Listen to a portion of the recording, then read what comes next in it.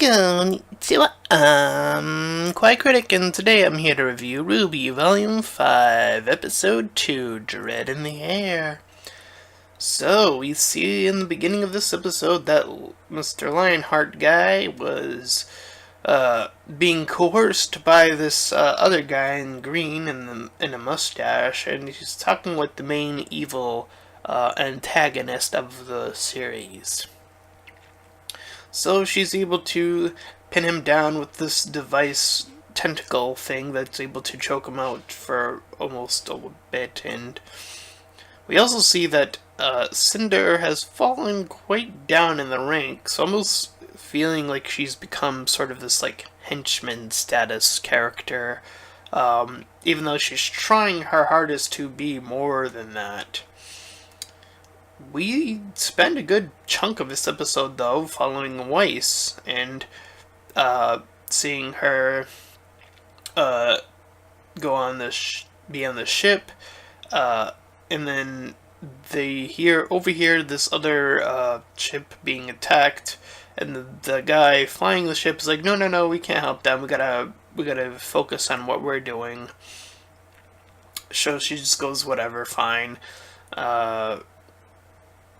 But after the words, a little bit more later, they start seeing that these little creatures, these kind of giant-like, hornet-like creatures are now following them.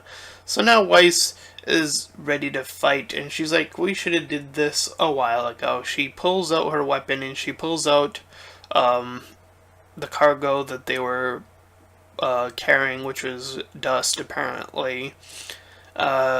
So she's using everything she has to her advantage up until what appears to be like the queen unit of this Hornet-like squad is now giving chase to them. So Weiss summons what I would like to call her Iron Shoulder. I don't know if it has an official name yet. If any RWBY fans know what it's called, the big army soldier guy that she summons, and please let me know.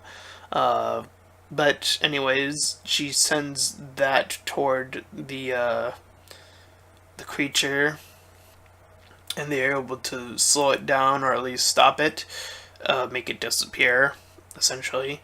But in the process of doing so, their ship is downed. And then she's eventually captured when she is like waking up a little bit later on. So it cuts to the White Fang, and we see the leader named Khan hearing out what Adam has to say, who's the guy you see to my right here. So Adam's talking how he wants a human to interact with them. I believe the name of the character that came in was Hazel or something like that.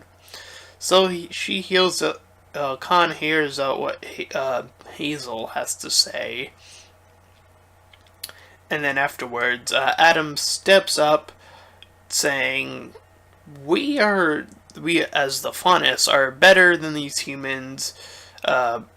And Khan's like, what are you talking about? And she's like trying to eventually seize him, but we see that the other White Fang members want none of that, and then we see like she's talking to no one. She's like, what? And then she gets stabbed in the back.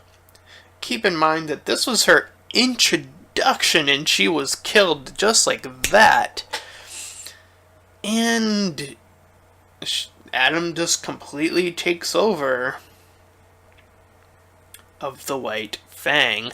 This episode doesn't have a lot going on as far as like cutting to other characters, because we spent a huge chunk of the time following Weiss, and the action of that was pretty intense. But seeing this sort of course of action of Adam taking control, someone we know is going to try a lot harder to make the White Fang look bad, because it was already starting to look kind of bad before, but now it's starting to really look bad. So this whole Faunus human worth aspect seems like it's going to be a driving force in this season. We have a lot of Weiss character development going on, which I'm actually really excited about because I'm going to be honest, Weiss for the longest time felt like the lower tier character among the four, and now it feels like she's gotten a lot stronger, especially with the Iron Shoulder being able to summon that a lot easier. And she's sort of now stepped up, and now I kind of feel like Blake has taken her place as sort of the character that needs some sort of development, some sort of power surge, if you will, to catch up to the rest of the characters, because it feels like she's kind of the least fallen behind. I would actually, if I were to rank strongest to weakest, I think I would put Blake at the bottom. And I actually kind of feel, I don't know, I don't know who I would put on top, either Yang or Weiss, but I would feel like those two are kind of close-ish? I don't know. And then RWBY, of course, being the main character, being the strongest, which would make sense. Because she has the power, or, the thing that I guess everyone else is after, so she's kind of the most important, and, other than that. I don't know. Those three seem to have had a better hand beforehand, so I'm pretty glad that Weiss is getting that development, much needed development. Other than that, there isn't much else to this episode, so I'll keep this review nice and short, and that's about that. So, stick to Ping Tom Tori! And hey, if you enjoyed this review, please feel free to like, comment, and subscribe. And until next time, everyone,